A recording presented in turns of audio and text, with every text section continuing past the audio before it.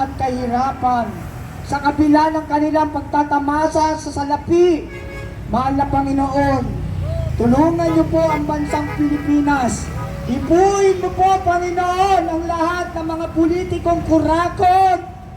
Tulungan niyo po ang bansang Pilipinas na makaahon sa sobrang kahirapan. Tunay nga po, Panginoon, na ikaw ang gumawa ng lindol, gumawa ng bagyo upang gisingin ang mga politiko na sobra-sobra ng pangungurakot at pagpapahirap sa bansang Pilipinas. Magandang gabi, Pilipinas! At magandang gabi, mga Filipino.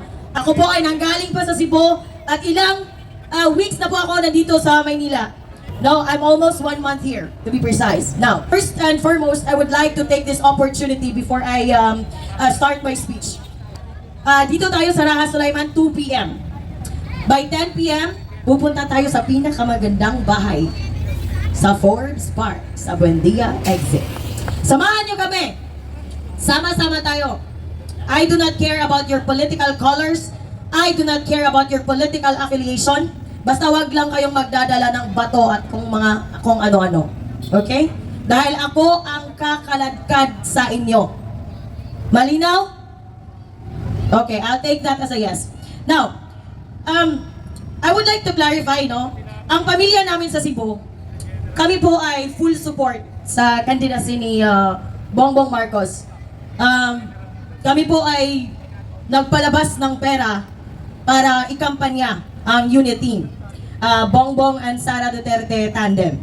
Ang pamilya po namin ay hindi mayaman, pero pusang loob po kaming nagsuporta, gumawa ng mga tarpaulin, gumawa ng mga flyers, kumausap ng aming mga elders, sa aming pamilya, sa aming purok, at sa aming barangay. Dahil sa paniniwala at dahil sa pananalig ng mga pangako ng continuity. Yun lang. We are not a Marcos loyalist.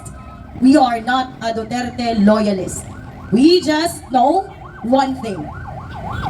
The leadership that we experienced during the time of the Duterte administration has set the bar really high for what kind of leadership and governance the Filipino should deserve. Kaya buong puso po kaming sumuporta sa UNITEM. Buong campaign period kaming nagkampanya sa mga barangay, sa mga syudad, sa social media, sa mga kaibigan at sa mga kakilala sa TikTok. Ako naman po, I wasn't born during the Marcos era. I learned a new word today.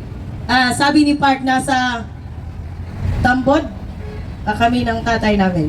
Ano? Tamod. So, I thought tamod is similar to salaula or something like that. And I just realized today that it's a bastos word pala. So yeah, during the Marcos era, nasa tamod pa kami ng tatay namin. Yes, we do have history. But ako naman kasi, naniniwala na ang kasalanan ng tatay ay hindi kasalanan ng anak. Pero si Marcos, isa lang ang napatunayan niya. Kasalanan ng tatay, kasalanan din ng anak. Kung magnanakaw ang tatay, mas magnanakaw pala ang anak. Kung demonyo ang tatay, mas demonyo ang anak. Now, during the first few months, I'll walk you through from the campaign period to the time na nanalo si Bongbong Marcos. When Bongbong Marcos won the presidency,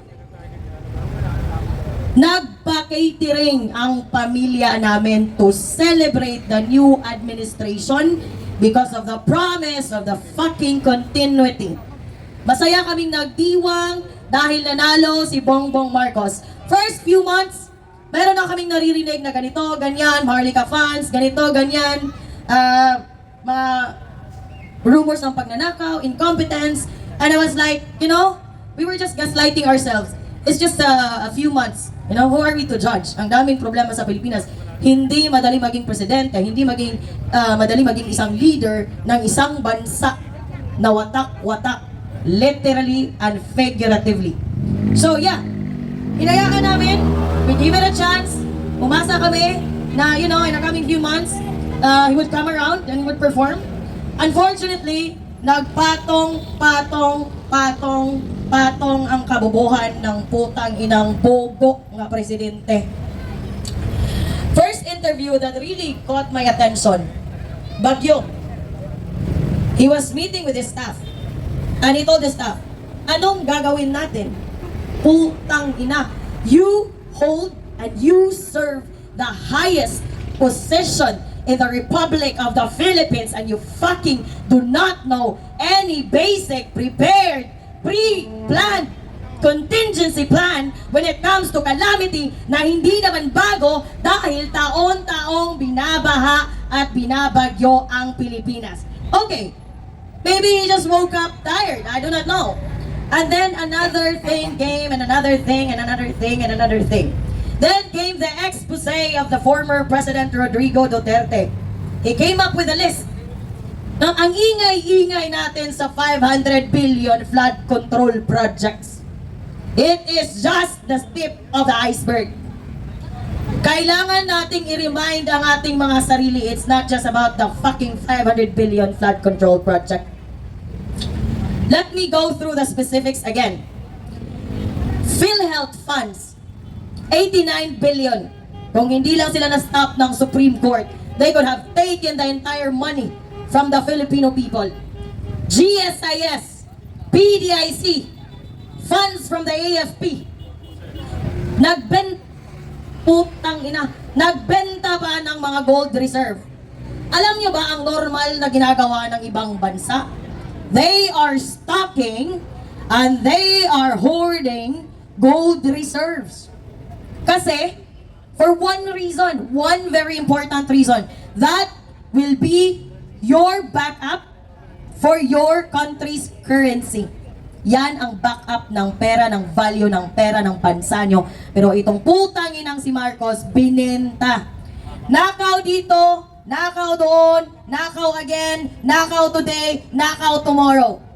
Wala nang ibang ginawa. Magnakaw, mag-drug addict, magnakaw, mag-drug addict, magnakaw.